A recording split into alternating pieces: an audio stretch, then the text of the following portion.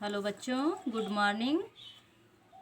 Network problem के कारण आप तक हमारे वीडियो डेली नहीं पहुंच पा रहे हैं, इसके लिए मुझे बेहद अफसोस है। बच्चों, आज हम संसाधन के अंतर्गत भूमि निम्नीकरण एवं संरक्षण के उपाय के विषय में पढ़ेंगे। तो सबसे पहले हम भूमि निम्नीकरण पर प्रकाश डाल रहे हैं। चट्टानों के अपने स्थान से टूटने फूटने के परिणाम स्वरूप मृदा का अपरदन होना ही भूमि निम्नीकरण कहलाता है।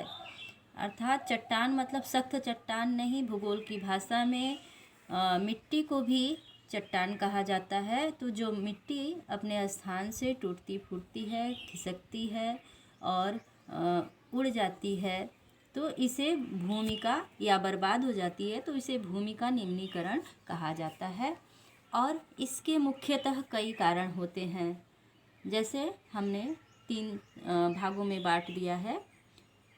भौतिक कारक या प्राकृतिक कारक, भौतिक कारकों को ही प्राकृतिक कारक भी कहा जाता है, जैविक कारक और मानवीय क्रियाकलाप।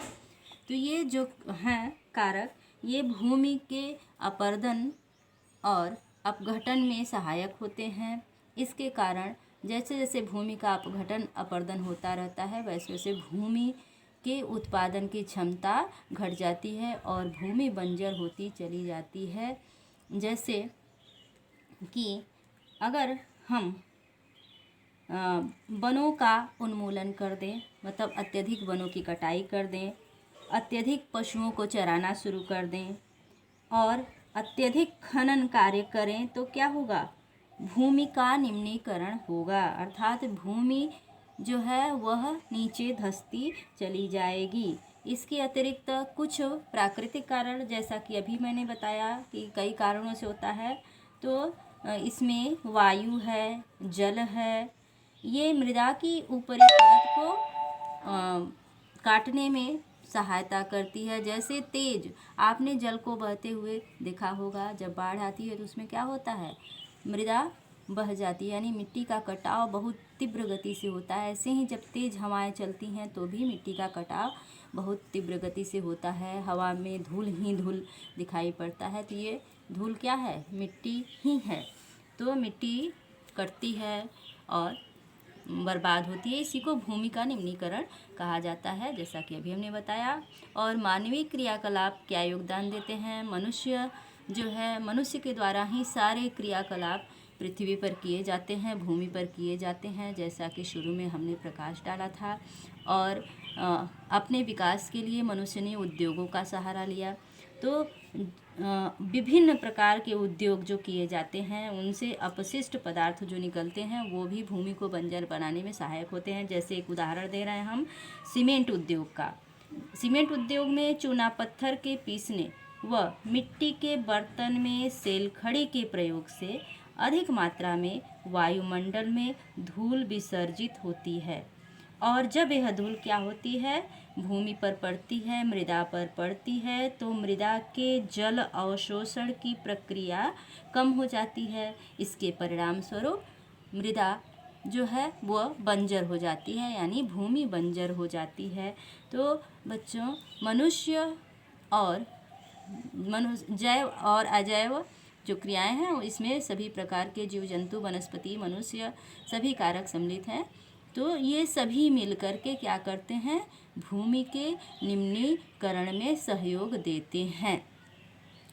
अब हम भूमि निम्नीकरण एवं संरक्षण के उपाय पर प्रकाश डालेंगे। संरक्षण के उपाय, तो भूमि जब, जैसा कि अभी मैंने ऊपर यहाँ लिखा हुआ है, बताया कि भूमि बंजर हो जाती है निम्नीकरण के अनुसार। जब निम्नीकरण होता है तो भूमि बंजर हो जाती है। अब भूमि बंजर होगी तो कल्पना करो क्या होगा? भूमि से ही हमें खाद्यान्न मिलते हैं, अगर खाद्यान्न नहीं मिलेगा तो क्या होगा? तो इसलिए इसका संरक्षण भी आवश्यक है। संरक्षण के लिए विभिन्न उपाय किए जा सकते हैं। जैसे पहला है वनारोपण, मतलब वनों का रोपण, रोपण मतलब लगाया जाना, और चरागाहों का उचित प्रबंध। अब चरागाह किसे कहते हैं? जहाँ पर पशुओं को चराने के लिए ग्राम पंचायतों व सरकार द्वारा एक भूमि निश्चित की जाती है, निर्धारित की जाती है, उसे ही चरागाह कहते हैं। और 23% हिमाचल प्रदेश में ऐसी भूमि का निर्धारण किया गया है। मतलब पशुओं को चराने के लिए एक निश्चित भूभाग बना दिया जाता है जहाँ पर पशुओं को चराया जाता है, और यह व्यवस्था हिमाचल प्रदेश में 23% है। अन्य राज्यों में भी ऐसा प्रबंध होना चाहिए। पेड़ों के रक्षक मेखला और पशुचारण पर नियंत्रण।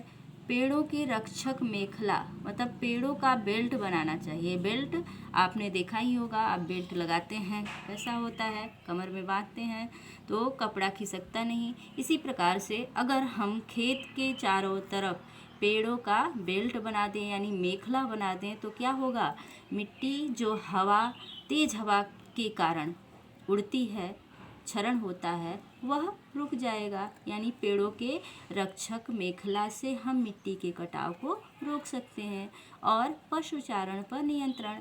पशुओं के खुरों द्वारा भी मिट्टी कटती है, आप सभी ने देखा होगा, और इस पर भी नियंत्रण किया जा सकता है। कैसे नियंत्रण हो सकता है, हमने अभी ऊपर बताया कि एक निश्चित चरागाह बना दिया जाए और वहीं पर पशुओं को ले जा कर के चराया जाए, जैसा कि विभिन्न देशों में चरागाह होते हैं उसी तरह से।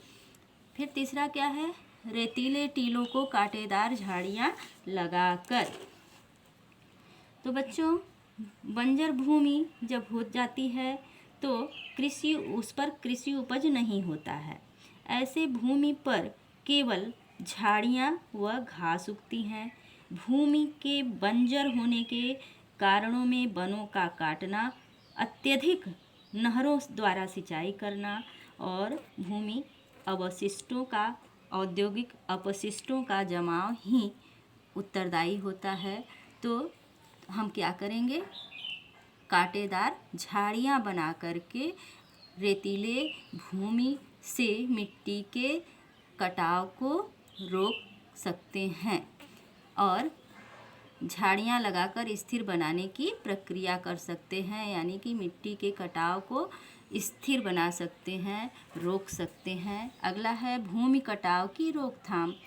जैसा कि उपर्युक्त सुझाव हमने दिया कि पेड़ लगाना चाहिए, चरागाह को नियंत्रित करना चाहिए, पशुचारण पर रोक लगनी चाहिए, सभी जगहों पर पशुओं को नहीं चराना चाहिए, पेड़ों की रक्षक मेखला बना करके, रेतीले भूमि पर कांटेदार झाड़ियाँ लगा करके भूमि कटाव की रोकथाम की जानी चाहिए। यह व्यक्तिगत भी होना चाहिए और सरकारी प्रयत्न होना चाहिए। सरकार द्वारा प्रयत्न भी किया जा रहा है, हमारे देश में व्यक्तिगत प्रयत्न भी जारी हैं।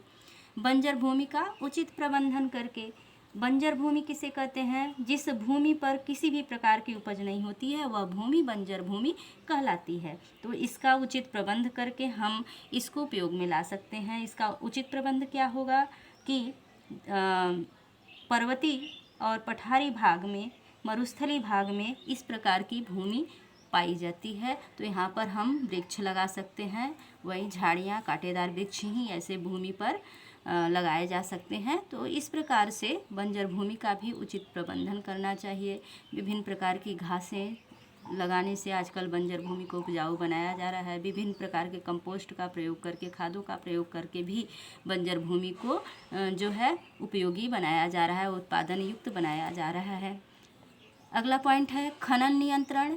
खनन मतलब होता है खानों से जो धातुएं निकाली जाती हैं उसे खनन कहा जाता है और इस पर नियंत्रण होना चाहिए। अत्यधिक मात्रा में खनन नहीं होना चाहिए और औद्योगिक जल का परिष्करण, जो उद्योग क्षेत्र से, कंपनियों से जो गंदा अपशिष्ट जल निकलता है उसका परिष्करण होना चाहिए, अर्थात उसके बहने के लिए एक निश्चित स्थान बना देना चाहिए। ज़मीन पर, मिट्टी पर उसे नहीं बहाना चाहिए ताकि ज़मीन की उर्वरा शक्ति नष्ट न हो। इस प्रकार के उपर्युक्त सभी उपायों को करके हम भूमि संरक्षण भूमि निम्नीकरण में संरक्षण कर सकते हैं। अगले वीडियो में हम भारत के भूमि सुधार कार्यक्रम पर प्रकाश डालेंगे।